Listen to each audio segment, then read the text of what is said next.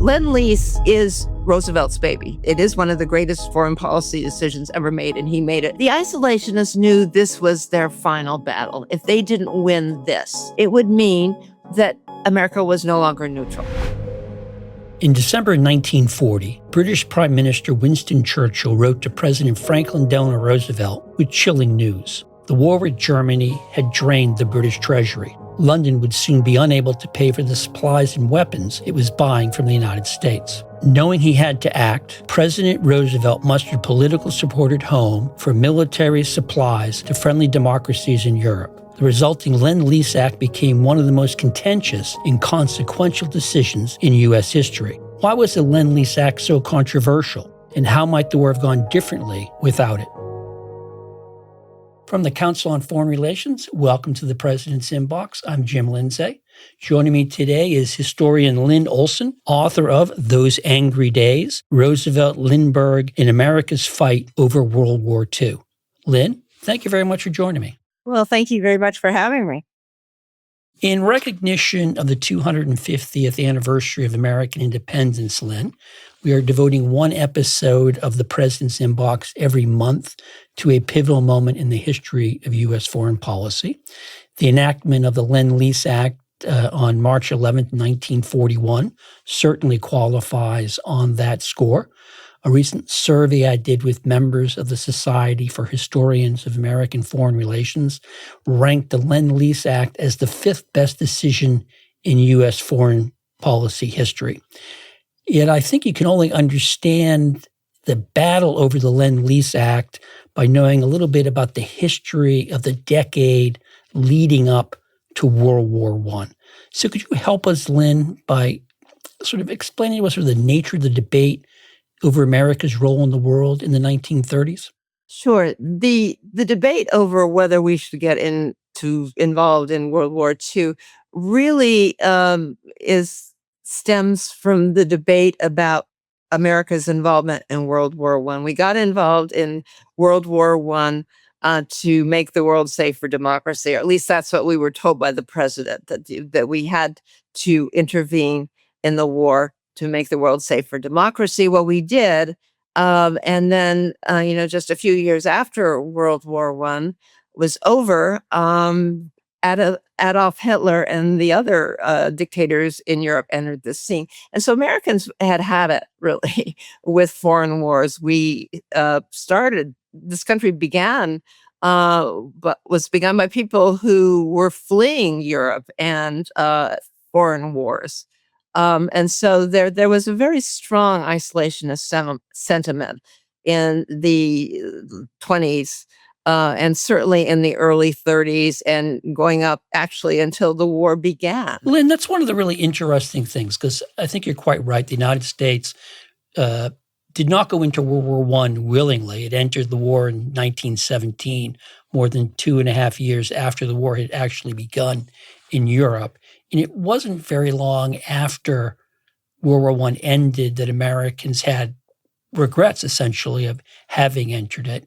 And one of the sort of arguments in the early 1930s was that the United States not only should have tried to have stayed out of World War I, it could have, except that Woodrow Wilson had allowed the United States to become entangled in the war. And I think that shaped a lot of the thinking in the early 1930s. Is that a fair assessment?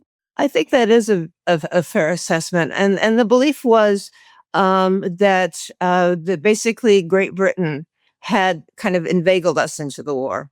And so had supposedly arms merchants, munitions manufacturers.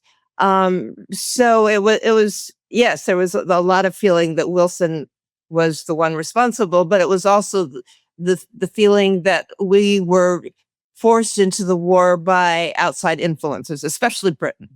And the British did have an incredible propaganda campaign that contributed, I think, to our getting into the war. And so there was really a strong feeling that we're not going to do this again. I'm glad you raised the issue about munitions, because that seemed to have been a big impetus behind the intensification of isolationist sentiment in the United States in the 1930s.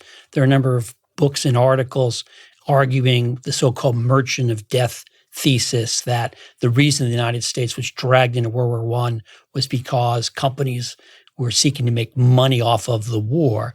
Can you tell me a little bit about people like Gerald Nye, a Republican senator from North Dakota who led the so-called Nye Committee, which investigated arguments that munitions makers had inveigled us into war?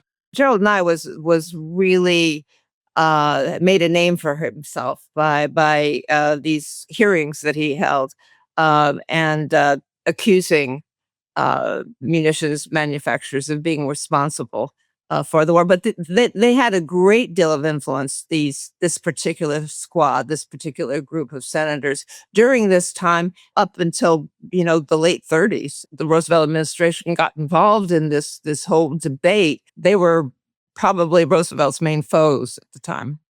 As you get into the 1930s, you see an intensification of isolationist sentiment in the United States. And I think it's partly fueled by the fact the United States is going through the Great Depression. People are naturally sort of turning inward. This is a time in which 1 out of every 4 adult-age male was unemployed. So there was significant economic trauma going on. But my sense is that FDR, when he came into office, was not looking to pursue internationalist foreign policy. And indeed, he was one of the people who suggested to Senator Nye that he open up his special investigation into munition makers. Tell me a little bit about where FDR was early in his presidency. Well, FDR, not surprisingly, when he was elected, focused all of his efforts on trying to save this country from economic collapse. I mean, that was his real campaign for many, many years. And so he put international affairs on the back burner, and in my opinion, did it too long. I mean, one can understand why he was so involved in the New Deal. Of course he was, but he really did his best to stay out of any involvement in foreign affairs, even as totalitarianism had started its march in Europe. Hitler and Mussolini, Hitler came to power in the early 1930s, and Roosevelt really tried very hard to stay out of the whole question, right from the beginning. So, his focus was really on neutrality until, when it was very clear that Hitler was not only threatening Central Europe, it was threatening Western Europe, and it was also threatening the rest of the world. Lynn, I'm glad you raised the issue of neutrality, because that was obviously one of the big congressional battles in the second half of the 1930s over the question of how to have the most effective neutrality policy for the United States. The traditional American approach to neutrality, which was witnessed in World War I, is that the United States should have the right to trade in non-armaments with any country it wished to. But obviously, by the time we get to the 1930s, you have many people, many Republicans, certainly many Democrats as well, who are arguing that that's what got us dragged into war. And they wanted to have essentially an embargo, particularly on the sale of munitions to belligerents. Help me understand a little bit about that battle over neutrality. Again, Roosevelt wanted very much to stay out of the whole catastrophe that was fast coming to Europe. He was going through, a lot of things too back here. We should mention, he was reelected in 1936 in a great landslide, and then he got a little ahead of himself and started proposing policy that was earth-shaking, in a way. He tried to, for example, pack the Supreme Court. He tried to add more members to the Supreme Court, feeling that he had backing of the American people behind him. That blew up on him. It blew up tremendously on him. Congress was up in arms about that, and he lost.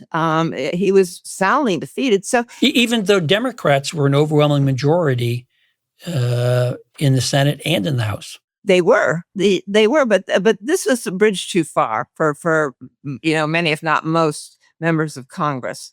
And so, just as the world we came closer to war in Europe, Roosevelt was politically damaged at that point. So, and Roosevelt was above all a political animal. He was very, very careful about what he did. I mean, he really measured his actions to a great degree in terms of how it would affect him politically. And I think that was certainly true that he was at his weakest when things were really heating up in Europe. And so I think that's one reason why he and his administration, or many in his administration, were supporting the whole idea of neutrality. Now, there were a number of people in his administration, and those numbers grew as the danger in Europe increased, who wanted the U.S. to at least pay attention to what was going on and to take some action. But Roosevelt, at least publicly, was saying, no, we are going to remain neutral, and really continued to feel that way until World War II began. Yeah, I think one of the things that's remarkable, Lynn, sort of looking back on the legislative debate, certainly over neutrality, was that many members of Congress actually feared allowing FDR to have discretion to act. Their fear was that he would plunge them into war. And this was a sentiment held not just by Republicans, but by a large number of Democrats. And a lot of that legislative to and fro was about making sure the president wouldn't have a way to act contrary to the wishes of Congress. But FDR was always trying to find ways to get a little bit more room to be able to act. I think as the decade progressed, he became aware, as you alluded, that he was ending up in a position in which the very constraints that were being placed on him in a desire to keep the country out of war were actually going to make it very hard for him to do the sorts of things that could keep the country out of the war. It was a very difficult place for him to be in. I mean, I think his sympathies obviously were with Britain and the other countries of Western Europe that were being threatened by Germany. But he was very, as I said, he was ultra careful not to get certainly himself involved and his administration entangled as the years went on. And we have to keep in mind, too, that America itself, the country, was an isolationist country. The American public opinion was very much against getting involved at that point. Lynn, to what extent was the debate over America's role in the world sort of tied to region or to ethnicity? Because I've often heard talk that the Midwest in particular was very much opposed to FDR and to the notion of an internationalist foreign policy. Likewise, I've heard that German Americans and Irish Americans and Italian Americans who lived in large numbers in certain parts of the country were also really opposed to the war. To what extent did sort of regional biases or ethnic concentrations influence the politics in the 1930s? Regional differences and ethnic differences played a huge role in how people thought about getting into the war, how people thought about the threat of Hitler and Mussolini and other totalitarians. I mean, one has to remember that the communications that were in this country, that dominated this country, were not like now. We didn't have the internet, we didn't have television. Basically, we had newspapers and radio was still in its infancy in terms of coverage, in terms of journalism. So it was radio, magazines, and newspapers. And so the Midwest, yes, I mean, it was far more isolationists, because most of those people did not know that much about what was going on in the rest of the world. They had really very few venues in which they could learn about it. In fact, many of them hadn't traveled outside their state. So they really had no concept of what was going on in the rest of the world. Whereas in the East Coast, particularly in the East Coast, that was kind of, if there was a center of internationalism, it was the East Coast, particularly the Northeast. We're talking about New York and, businessmen in the Midwest, as opposed to businessmen on the East Coast. Businessmen in the Midwest were the leading figures in America First movement, which was the main isolationist organization before the war. And businessmen on the East Coast were the leaders of, pro-interventionist groups. So where you came from in the country had a great bearing on how you felt about the world in general and about the role of this country in that world. So, Lynn, war finally comes to Europe on September 1st, 1939. Germany invades Poland. Within days, France and Great Britain declare war in Germany. That war doesn't really come to Britain and France until the following spring. But the immediate American reaction is to remain neutral. Same response to the outbreak of war in Europe back in 1914. Help me understand where things stood in the United States in terms of public opinion, in terms of politics. We're still before Pearl Harbor, but there's growing concern about the course of the war because France falls very quickly. Britain is being, subjected to the Blitz. So help me understand where things are going in the United States, and particularly someone like Colonel Lindbergh, who emerges as an important voice arguing to stay out. So when the war began, as we've been talking about, the United States really was still a very isolationist country, and they really didn't want to get involved at all. But as it progressed, we're going to see a shift in a fairly large shift in American public opinion, and that happened because of several events. First of all, as you mentioned, Germany invaded Poland, and then there was about 8 months of what they call a phony war, where nothing much was going on. Poland was conquered, but the Germans didn't go anywhere else. They were really focusing on Poland, etc. In the spring of 1940, that started the German Blitzkrieg in Western Europe began.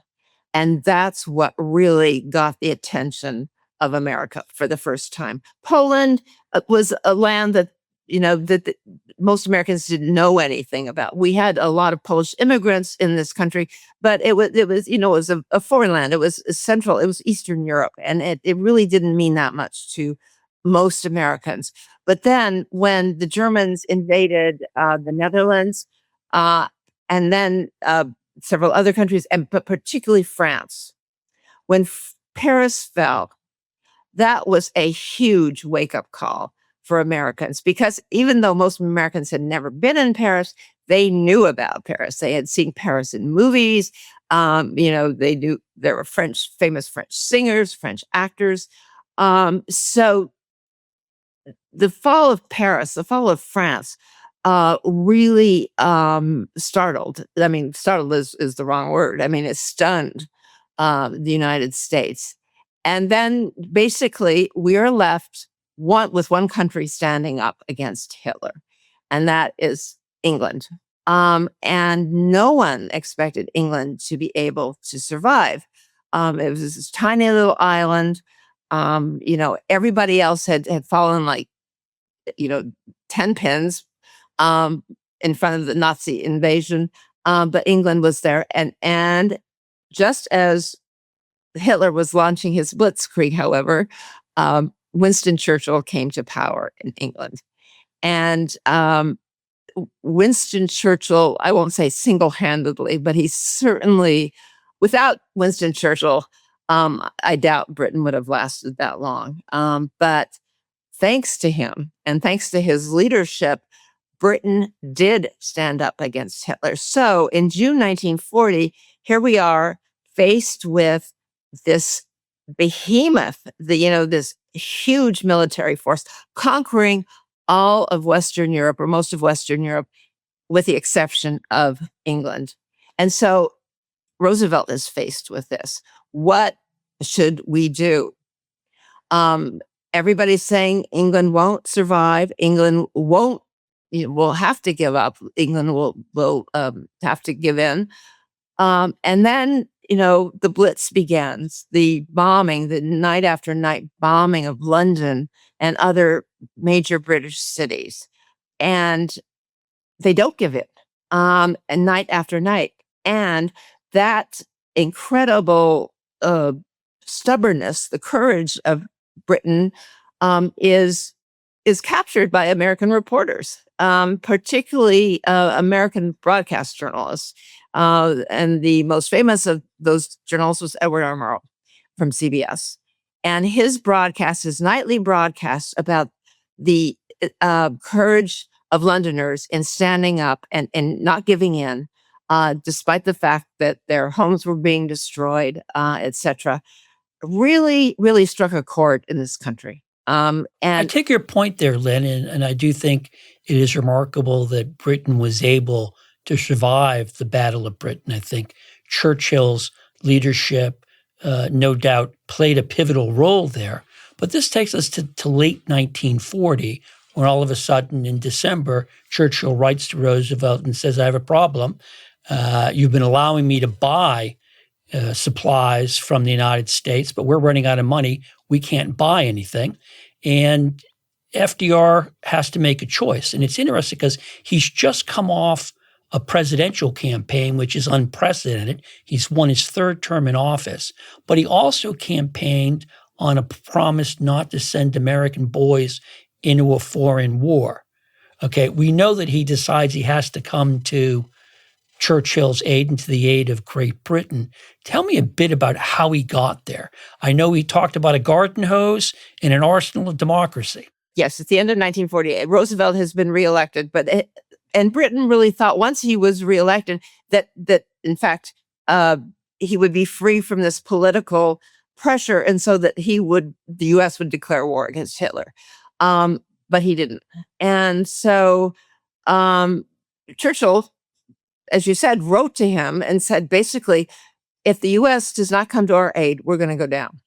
Roosevelt still wasn't ready to make that jump. I think he certainly had been thinking about it.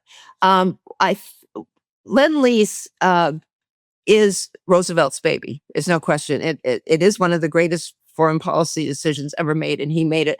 But he had a lot of help in pushing him. And one of the people who was pushing him was the British ambassador to the United States, Lord Lothian, who was brilliant at creating public opinion in this country for England, the support of England. Lord Lothian was pressing Churchill to be very, very, very candid to Roosevelt about why Britain needed the money. I mean, they were basically bankrupt. And at one point, Lord Lothian went before American journalists and said, hey, boys, we're broke. We need your money. And that really put pressure on Roosevelt. I mean, that statement by Lothian was on the front page of every newspaper in the country. And Roosevelt was coming to the conclusion that, yes, he had to come to the aid of Britain. And that's how he came up with the idea of Lend-Lease, a program that would supply countries that were, fighting Hitler with enough war material so that they could do that, and without Americans having to put boots on the ground. So in other words, it was, as Roosevelt explained it to the American people, it was a way to avoid Americans going to war. And he used, Roosevelt was really good at explaining complex issues in ways that Americans could understand. And in this case, he compared Lend-Lease, the idea of a program of aid, to, in this case, Britain, to a situation where your neighbor's house is on fire. And he doesn't have a hose. He has no way of fighting this fire, but you do. And so you lend that hose to your neighbor so he can put out his fire. And so when that fire is extinguished, the neighbor will give back the hose.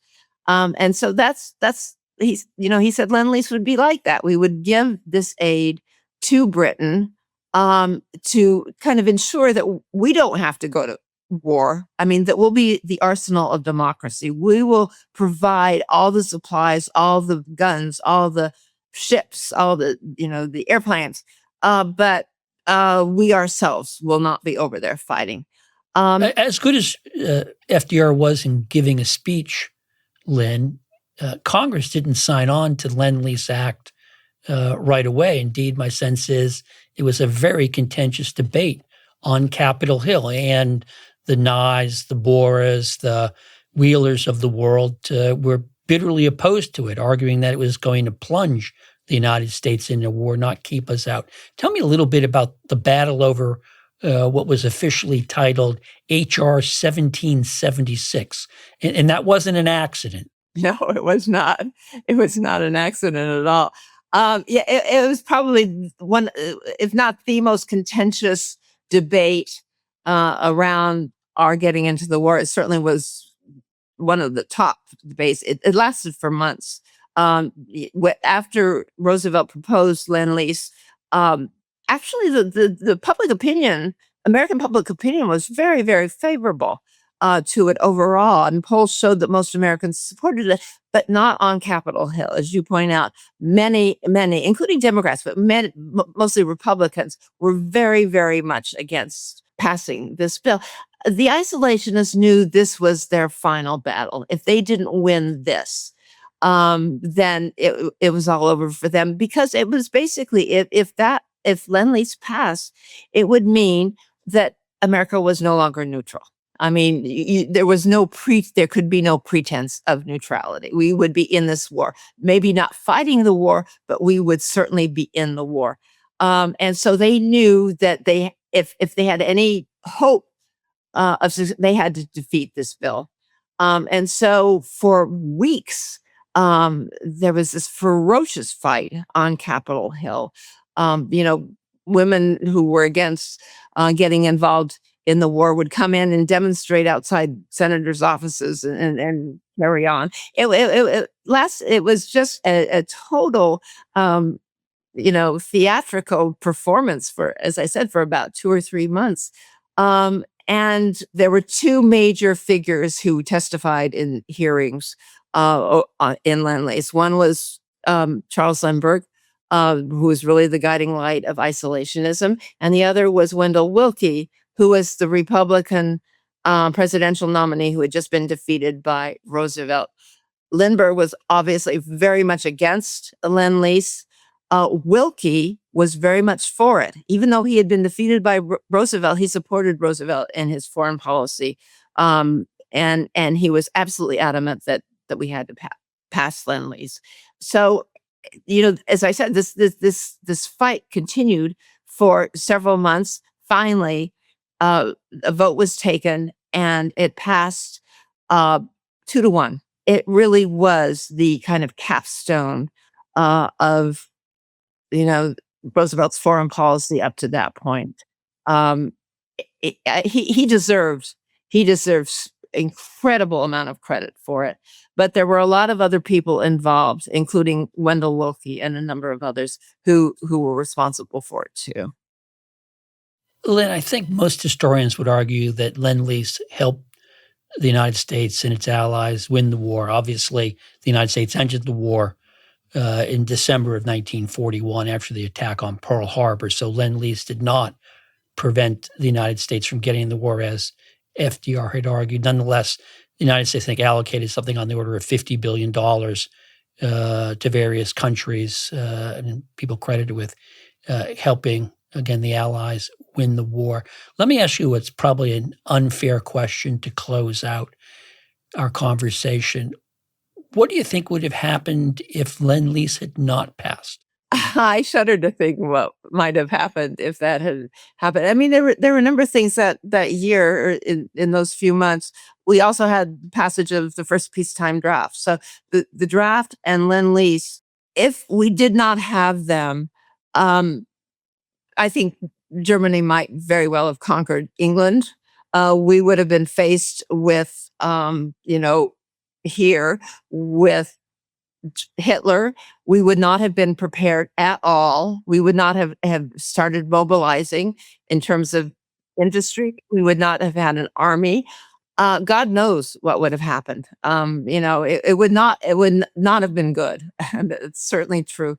The draft and Lend-Lease were really kind of the building blocks for our victory. If and it was early. I mean, it was pretty, but it's still early on. It was well before we got into the war. So we did have, even though these programs were very much in their infancy, and Lend-Lease really didn't kick in until we got into the war, really. But at least they were there, and we did have an army when we got into the war, and we did have a huge mobilization going on when we got into the war, which enabled us to win. I'm not sure what would have happened if we hadn't had both of those. On that note, I'll close up this episode of The President's Inbox. My guest this week has been historian Lynne Olson, author of Those Angry Days, Roosevelt, Lindbergh, and America's Fight Over World War II. Lynne, thank you very much for joining me. Thank you. Today's episode was produced by Justin Schuster, with director of video Jeremy Sherlick and director of podcasting Gabrielle Sierra. Our camera operator was Grace Raver. Our recording engineers were Antonio Antonelli and Brian Mendivez. Production assistance was provided by Oscar Berry and Kalia Haddock.